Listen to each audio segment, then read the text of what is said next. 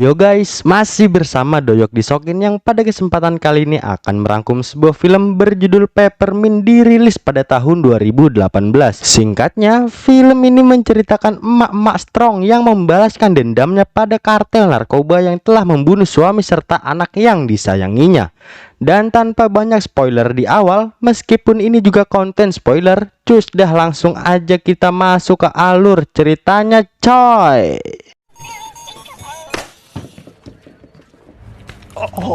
This is one of those life-altering. Film dibuka memperlihatkan mobil bergoyang yang faktanya itu adalah wanita bernama Riley sedang membunuh seorang anggota kartel narkoba.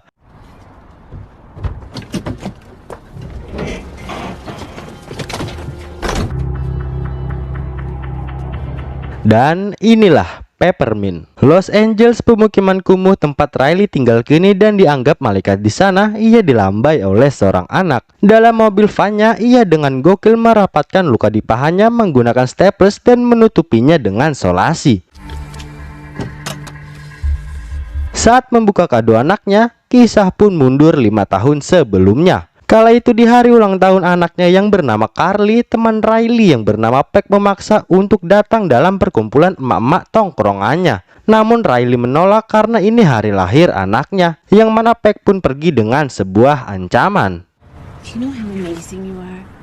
Di sebuah bengkel milik suaminya bernama Chris, Riley datang mengantar anaknya agar Chris menjaganya serta menemani ulang tahun bersama teman si anak nanti sore yang sudah diundang, di mana Riley yang sudah telat kerja pun bergegas ke kantornya. Riley yang telat disuruh closing sama bosnya, yang mana itu membuatnya akan pulang terlambat di pesta ulang tahun anaknya. Di sisi lain, Chris diajak dan merencanakan sebuah perampokan nanti malam oleh Mikey, temannya pada kartel narkoba. Malam hari pulang ke rumah, kagetlah Riley saat ulang tahun Carly tak ada satupun temannya yang datang.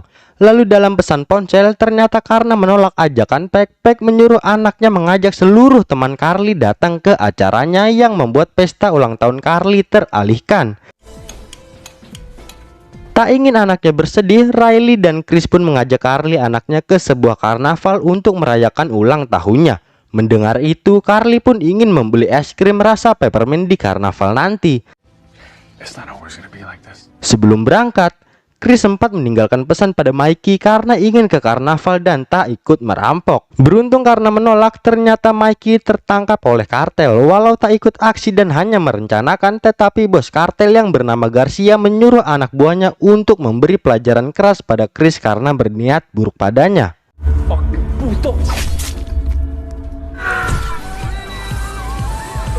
Usai menikmati wahana karnaval, Chris dan Riley menemani anaknya yang ingin membeli es krim peppermint. Namun tanpa mereka tahu, di pinggir trotoar sudah ada anak buah Garcia yang mengincarnya.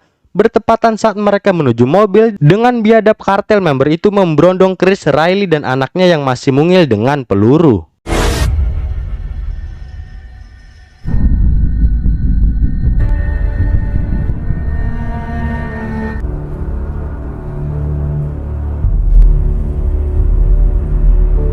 Akibat kejadian itu, Chris dan Carly anaknya meninggoy. Namun beruntung bagi Riley yang masih hidup walau dalam perawatan intensif. Di sana pula ada detektif bernama Stan yang memberi kabar bahwa 3 diduga pelaku sudah ditangkap. Serta kejadian ini didasari karena perbuatan suaminya yang berencana merampok bos kartel narkoba bernama Garcia. Walau yang diduga pelaku belum terbukti, parahnya tak ada seorang pun yang berani bersaksi dalam kejadian itu.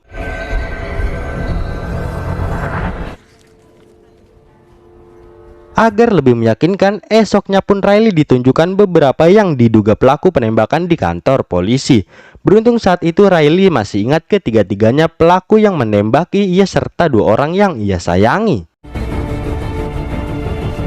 Saat makan siang, Stan ditunjukkan oleh atasannya bernama Moise, sebuah lencana detektif yang bolong ditembak karena menyelidiki Garcia si kartel narkoba. Dan yang bikin heran, lencana itu tergantung di lokernya dalam kantor polisi mereka. Lalu saat Stan bingung kemungkinan ada polisi kotor yang bersekongkol dengan Garcia, Moises pun menyuruh Stan untuk membiarkan kasus ini demi keselamatannya. Di sisi lain saat berkemas, Riley pun teringat anaknya saat melihat mainan rusanya. tak lama datanglah seorang tamu, yang ternyata itu adalah pengacara suruhan Garcia untuk menyogok Riley agar kasus ini tak dilanjut ke pengadilan. Dan si pengacara pun melihat obat antipsikotik di rumah Riley, yang tak lama dengan geram Riley mengusir pengacara tersebut. Get out of my house. Get out of my house! Di mana obat antipsikotik adalah obat untuk penderita yang mengalami skizofrenia, gangguan bipolar, gangguan skizoafektif, dan depresi berat. Namun bila berlebihan bisa membuat penggunanya mengalami halusinasi, delusi, bingung, pikiran menjadi kacau dan cemas berlebih. Di pengadilan saat memberi pengakuan bahwa ketiga orang di depannya adalah pelaku, pengacara ketiga pelaku pun memberi bukti Riley menggunakan obat antipsikotik dan membantah pengakuan Riley dengan dalih ia mengalami efek samping dari obat yang dikonsumsinya, yang membuat jaksa memutuskan bahwa ketiga diduga pelaku tak bersalah. Faktanya, jaksa di sana sudah disogok Garcia sebelumnya. Lalu Riley yang ngamuk atas pernyataan jaksa pun disetrum hingga pingsan dan akan dibawa ke rumah sakit jiwa. Sakit hati karena dua orang yang disayanginya terbunuh, kecewa atas keputusan jaksa saat akan dibawa ke RSJ, Riley pun memukul detektif Stan dan melarikan diri dari ambulan.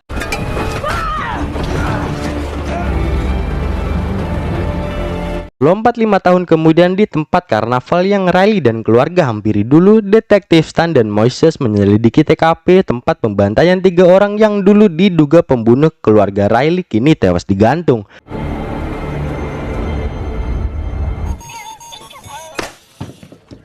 Di sisi lain, anggota FBI bernama Inman dihampiri rekannya dengan kabar bahwa ada seorang wanita merampok toko senjata yang diduga pelaku pembunuhan 3 orang di tempat karnaval tadi, yang ternyata adalah Riley. Stan yang menyelidiki di telepon dan diajak bertemu FBI.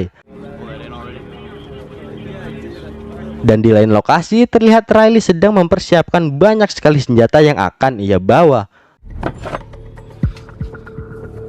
Lalu FBI menjelaskan pada Stan dan atasannya bahwa Riley beberapa waktu lalu melakukan pencurian di sebuah bank, berkeliling dunia dengan ilegal, dan saat kembali ke Los Angeles ia merampok toko senjata.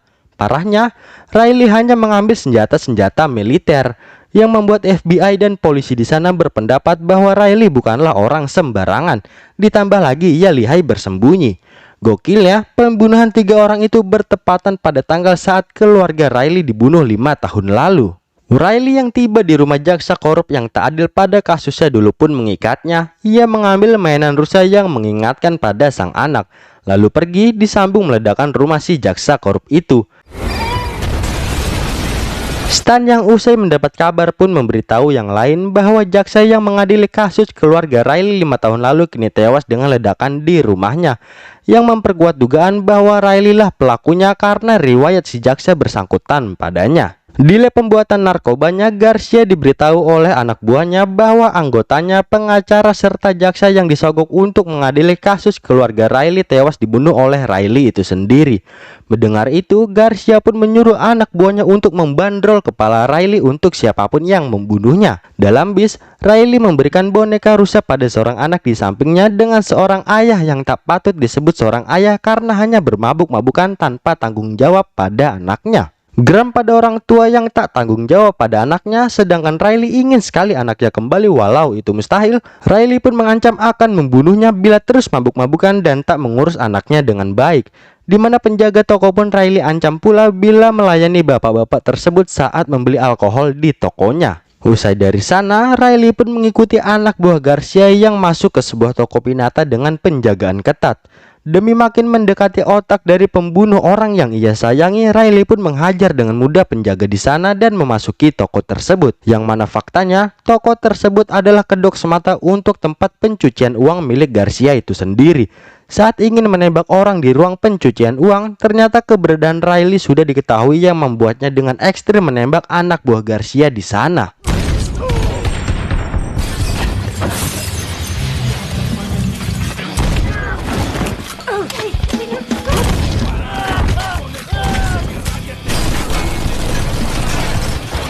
Menyisakan 1 anak buah Garcia, di sana pun Riley menginterogasinya. Selepas kejadian, anak buahnya memberi kabar pada Garcia bahwa semua uangnya di toko pinata habis dibakar oleh Riley. Sedangkan di TV informasi mengatakan bahwa peristiwa yang terjadi selama ini adalah satu pelaku yang sama-sama melakukan hal itu semua.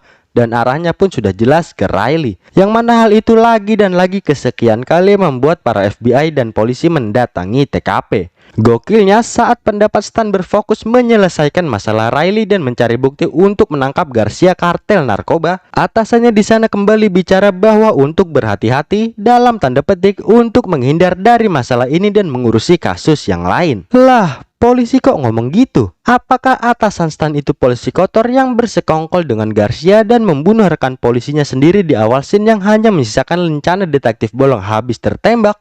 Entahlah. Kita akan mengetahuinya nanti.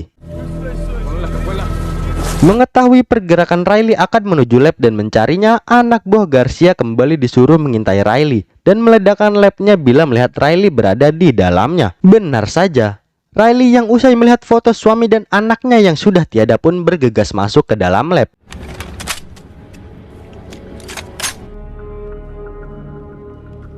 Tak lama Riley yang sadar kalau ia dijebak berusaha menyelamatkan diri dan anak buah Garcia yang melihat Riley pun meledakkan lab tersebut.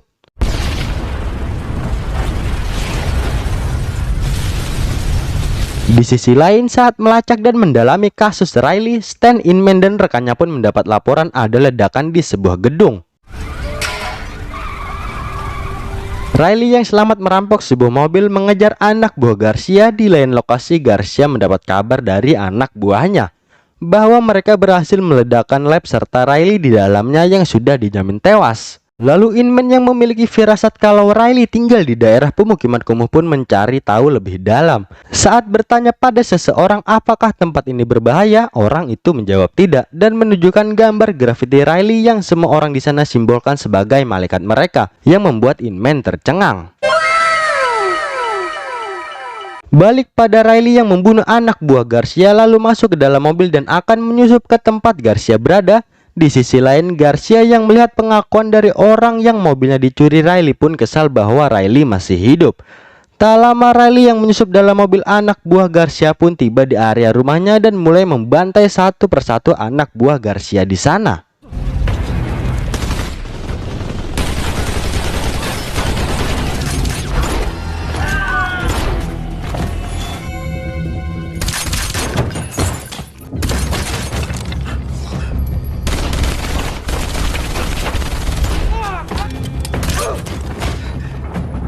Berhasil menemui Garcia dan akan membunuhnya, tiba-tiba datanglah anak Garcia yang membuat Riley tak fokus dan gagal membunuh Garcia karena ia ditusuk.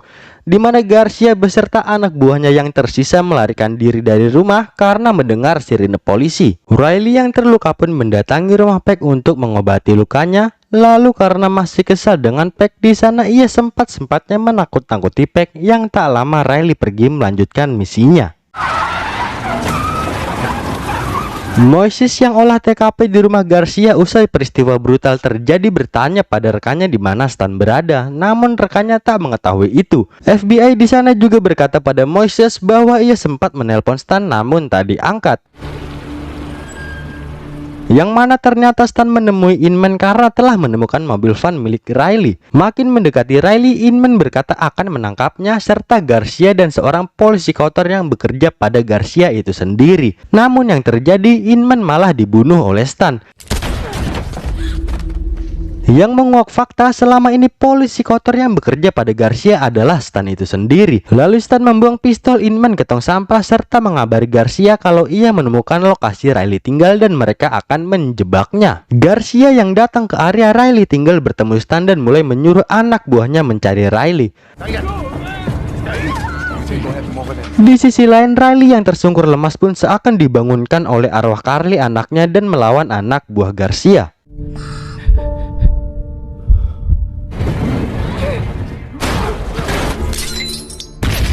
Lalu Riley menyuruh dan mengancam Garcia serta yang lain untuk pergi, namun Garcia mengancam balik. Di sisi lain, polisi yang menghubungi Inman ke ponselnya pun membuat Riley kaget bahwa Inman terbunuh dan ia mengambil ponselnya. Tak lama dengan ponsel Inman, Riley melakukan live streaming yang langsung dikabarkan berita di TV, di mana Riley menunjukkan instansi polisi korup yang bersekongkol dengan kartel narkoba serta menyuruh para polisi datang ke TKP. Tak lama agar Riley keluar dari persembunyiannya, Garcia pun menyandra anak kecil yang Riley kenal bernama Maria.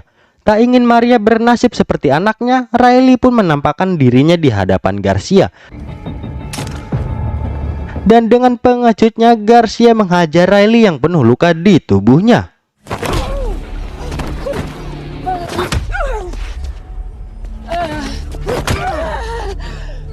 Riley yang melihat pistol Inman yang dibuang Stan mengambilnya, sedangkan Stan yang dikira berkhianat pada Garcia pun dibunuhnya.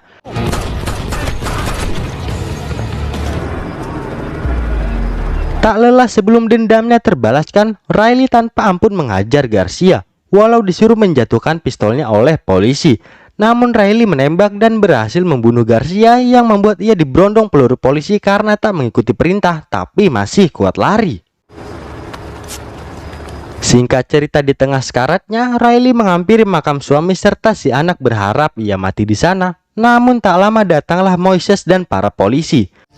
Riley. Berita mengabarkan bahwa para masyarakat menganggap Riley adalah pahlawan, walau hukum berkata lain. Di akhir film, Moises dengan kagum memuji Riley yang dirawat dan diborgol karena membunuh para penjahat, meruntuhkan kartel narkoba, serta mengungkap polisi korup. Disambung memberi kunci borgol pada Riley untuk melarikan diri dan pergi.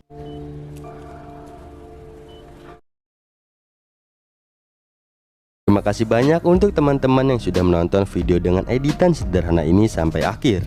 Mohon bantuannya dengan klik subscribe dan aktifkan loncengnya ya. Doyok disokin undur diri dan sampai bertemu di video selanjutnya. Bye-bye.